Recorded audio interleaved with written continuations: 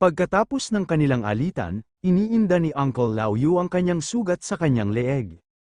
Samantala, kalmado at relax namang umupo ang ating bida, tila walang nangyaring marahas na nangyari. Napansin naman ni Song Yan ang kakaibang pangyayari kanina.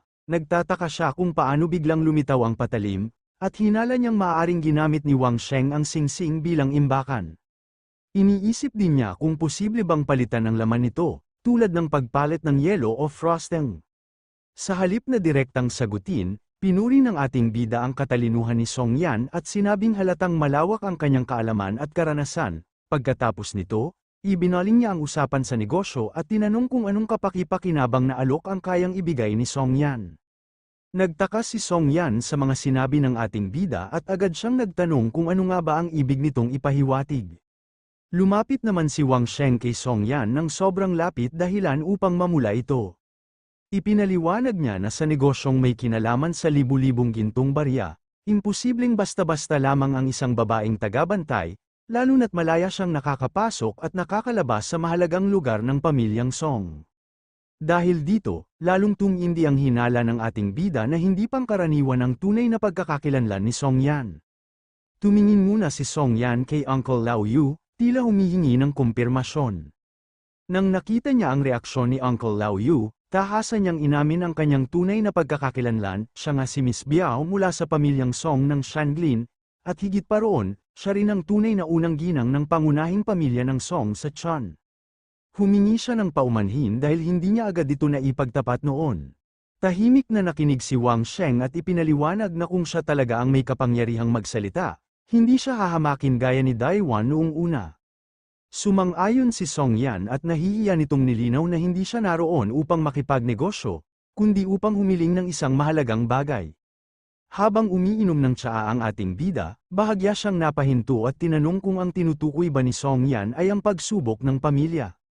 Pagkatapos nito, seryoso niyang binalaan na ang pagkakaroon ng karapatang magsalita sa loob ng pamilyang Song ay hindi basta-basta, at 2 buwan pa lamang mula nang magsimula ang usaping ito. Dahil dito, hiniling niyang maging mas malinaw at tiyak si Song Yan sa kanyang pakay. Ipinaliwanag ni Song Yan ang tungkol sa family trial ng pamilyang Song sa Chan. Ayon sa kanya, isa itong matagal ng tradisyon kung saan ang mga lehitimong anak ay kailangang umiwalay muna sa proteksyon ng pamilya bago magmana ng negosyo. Sa pagsubok na ito, kailangan nilang pumatay ng isang halimaw sa tulong lamang ng 2 kasamahan.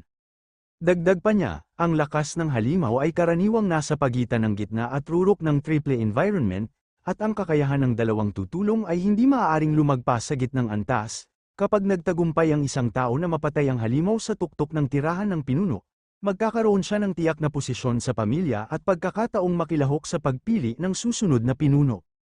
Napuno ng pawis ang mukha ni Wang Sheng habang bigla siyang napaisip. Pinigilan niya ang sarili at nagtanong kay Uncle Yu kung nasa gitnang antas nga ba ito ng triple environment. Naalala niyang sinabi noon ni Uncle Yu na nasa rurok lamang ito ng dual state, samantalang siya mismo ay wala pa sa antas na yon. Tinanong pa niya kung talagang aasahan nilang 3 lang ang magtutulungan upang pumatay ng isang halimaw na nasa tuktok ng triple realm, at kung sigurado ba silang hindi sila mamamatay sa ganoong mapanganib na pagsubok. Malungkot na nagsalita si Song Yan at inamin na wala na siyang ibang pagpipilian, kung palalampasin niya ang pagkakataong ito, tuluyan na siyang mawawala ng puwang at hindi na kailanman makakabangon muli sa loob ng kanilang pamilya. Dagdag pa niya, sa kasalukuyang sitwasyon, wala na talaga silang ibang tsansa. Ipinaliwanag niya habang gumagawa ito ng ugis dragon sa kanyang tsaa, na ang target na pinili ng pamilya ay ang Thousand Illusion Poisonous Boa. Ayon sa impormasyong nakalap, kakapangitlog lamang nito kamakailan at malubharing nasugatan. Bukod dito, nasa kalahati pa ito ng panahon ng pagpapalit ng balat, kung kailan ito pinakamahina at halos wala ring kakayahang umatake. Kahit mabigo man ang plano, may sapat pa silang oras upang umatras ng ligtas. Nag-alinlangan ang ating bida at naramdaman niyang may mali sa buong sitwasyon. Hindi niya maunawaan kung bakit, sa kabila ng pang-aapi ng pamilya ni Song Yan sa kanya, bigla silang magbibigay ng ganoon kagandang pagkakataon. Gayunpaman, iginiit ni Song Yan na matagal na nilang sinusubaybayan ang kalagayan ng halimaw, mahigit 2 buwan na, at ayon sa kanilang impormasyon, wala raw dapat ipag-alala. Sa gitna ng kanilang pag-uusap, biglang nahawakan ni Song Yan ang kamay ng ating bida, dahilan upang siya'y mabigla at mapatigil. Namula si Song Yan at dali-daling tumalikod, halatang nahihiya sa kanyang nagawa. Sa huli, tumayo ang ating bida at mariing nagpasya, hindi na siya aasa lamang sa mga salita, kailangan niyang makita mismo ang sitwasyon upang makasigurado. Makalipas ang ilang sandali, inilagay na ni Wang Sheng ang kanyang mga gamit sa kanyang singsing upang maghanda sa paparating na labanan. Handa na si Wang Sheng at buong kumpiyansang sinabi na maaari na silang umalis. Pabirong nagtanong si Song Yan na wala ang karaniwang palamuting dayami at pintura sa mukha ni Wang Sheng nang una niya itong nakita. Nakangiting sinabi lamang ng ating bida na handa ng araw ang lahat. Habang naglalakad sila, nausisa ng ating bida kung bakit siya ang pinili ni Song Yan. Ayon sa kanya, ang pinakamabisang paraan upang kalabanin ang Thousand Illusion Poisonous Boa ay ang aura attack, isang kakayahang wala siya, kaya't nagtaka siya kung bakit sa kanya ipinagkatiwala ang papel na yun. Tahimik na ipinaliwanag ni Song Yan ang kanyang dahilan. Una, palagi raw may mga lihim at kakaibang sandata ang ating bida, at pakiramdam niya ay may posibilidad ng isang himala kapag kasama ito. Ikalawa, bagamat kaya pa niyang magtiwala sa ibang tao, natatakot siyang ipagkatiwala ang lahat sa iba.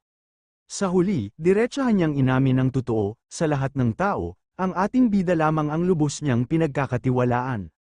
Magkatabi silang naglakad palabas, dala ang parehong determinasyon at tahimik na tensyon sa paparating na laban. Pagdating nila sa kagubatan, habang inaalis niya ang isang sanga, nanlaki na lang ang mga mata ni Wang Sheng, dahil bigla na lamang umatake sa kanya ang isang halimaw. Hindi pa handa ang ating bida sa biglaang pag-atake ng halimaw, gayunpaman, sa kabutihang palad, si Uncle Lao Yu ang agad na sumugod at umatake, at sa isang malakas na suntok ay tuluyan niyang napabagsak ang halimaw. Pinagalitan naman ni Uncle Lao Yu ang ating bida at tinanong kung ano pa ang hinihintay nito, lalo't 10 araw pa ang layo ng kanilang pupuntahan at napakalawak ng kagubatan na kanilang tinatahak.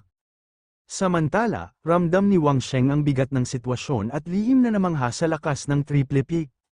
Ipinaliwanag naman ni Song Yan kay Wang Sheng na hindi basta-basta maaaring sumugod ng walang pag-iingat, dahil kahit mababang antas lamang ang mga halimaw sa lugar, delikado pa rin ang mga ito. Sinabi din niya marami pang matututunan ang ating bida sa daan, at hindi kailangang magmadali.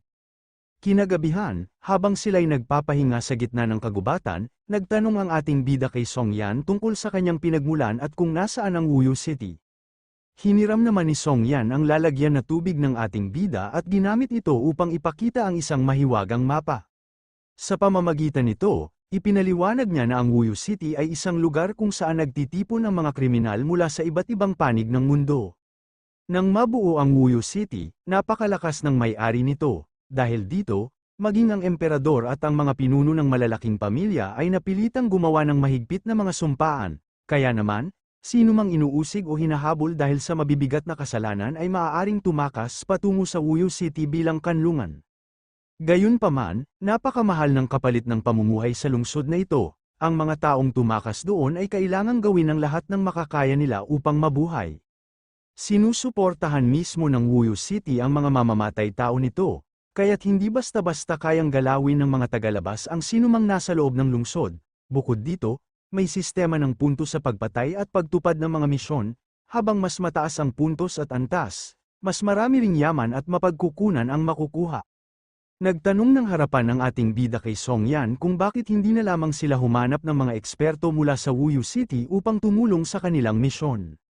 Sagot ni Song Yan habang nahihiya sa kilos ni Wang Sheng na may isang misteryosong tao na tahimik na nagpatumba sa ilang mga mamamatay tao ng Wuyu City, dahilan upang maging maislan at mapanganib ang pagkuha ng tulong mula roon. Natuwa si Uncle Lao Yu sa ginawa ni Song Yan, at masaya niyang ipinaliwanag na ang misyon ay isang gawain ng pamilya, kaya limitado lamang ito sa kanilang mga tauhan, hindi rin mainam na gumastos pa para umupa ng mga eksperto, dagdag pa niya. Kinilala na ng binibini at ng mga nakatatanda ang pagkakakilanlan ni Wang Sheng, kaya maaari na siyang isama sa kanilang grupo. Muling nagtanong ang ating bida kay Song Yan kung kusa ba niyang pinili ang misyong ito o kung ipinag-utos lamang ng mga nakatatanda dahil ayaw na nilang asikasuhin ito. Sagot ni Song Yan, ang gawain ay itinalaga mismo ng 3 pangunahing elder at ng iba pang mga nakatatanda. Dahil dito, naging mas maingat si Wang Sheng at sinabi niyang palagi siyang may masamang kutob kapag ganito ang sitwasyon, kaya minabuti muna niyang suriin at pagmasdan ang paligid bago sila kumilos. Makalipas ang 10 araw, narating ng grupo ang isang liblib at mapanganib na bangin. Itinuro ni Uncle Lauyu ang lugar at sinabi na iyon ang lungga ng Thousand Illusion Boa. Balot ng makapal na hamog at misteryosong enerhiya ang paligid. Nagpresenta ang ating bida na silipin muna ang loob ng yungib. Gumamit siya ng isang espesyal na kagamitan upang masilip ang kaloob-looban ng lungga, dahilan upang magulat sina Uncle Lauyu at Song Yan, dahil anong araw ang ginagamit ni Wang Sheng. Sa loob, malinaw niyang nakita ang Thousand Illusion Boa, tahimik na nakapulupot ngunit halatang alerto. Napansin ni Wang Sheng na lampas 20 metro ang saklaw ng liwanag sa loob, mas higit kaysa sa inaasahan, kaya't napagtanto niyang hindi ito karaniwang halimaw. Naramdaman naman ng Thousand Illusion Boa ang pagmamasid ng ating bida sa kanya, kaya bigla na lamang nagbago ang kilos ng ahas at sumugod ito, ibinuka ang napakalaking bibig na may matutulis na pangil. Natakot ang ating bida at napagtanto niya na ang mga halimaw sa Triplet Peak ay may napakatatalas na instincts. Kahit si Song Yan, na kanina'y kalmado, ay bahagyang kinabahan sa sitwasyon, senyales na seryoso at mapanganib ang kalaban na kanilang haharapin, kaya't bigla na lamang itong tumingin kay Song Yan. Namula naman dito si Song Yan at nagtanong sa ating bida kung may problema ba sa Thousand Illusion Boa. Ngunit sagot ng ating bida, hindi ang halimaw ang labis niyang ikinababahala, kundi kung may kikilos ba talaga sa kanilang panig. Sumabat naman si Uncle Lauyu. Sinabing may mga tao raw sa pamilya na hindi pa nagpapakita, ngunit napakababa ng tsansang umatras o mabigo ang misyong ito. Hinikayat niya si Wang Sheng na subukan muna, bago pa mag-alala, tinukso pa niya ang ating bida kung natatakot ba ito. Sa huli, walang imik si Wang Sheng at nagkibit balikat na lamang. Sa loob ng 3 araw, palihim na binantayan ni Wang Sheng ang Thousand Illusions Boa, sinisigurong wala itong kakaibang galaw at minamasdan mula sa iba't ibang direksyon. Samantala, paulit-ulit ding ininspeksyon ni Uncle Lauyu ang paligid, ngunit wala silang napansin kahit sinong kaina-hinala o anumang palatandaan ng panganib. Habang patuloy ang pagmamasid, biglang may napansin si Wang Sheng, isang senyales na gumagalaw na ang Thousand Illusions Boa. Napagtanto nila na nagsisimula ng magpalit ng balat ang Thousand Illusions Boa, hudyat na paparating na ang tamang sandali. Dahil dito, nagpasya silang kumilos agad at sinabing oras na para umatake. Binalaan ni Uncle Lauyu ang ating bida na huwag gumamit ng aura sa pag-atake, at sa halip ay humanap muna ng ligtas na pagtataguan.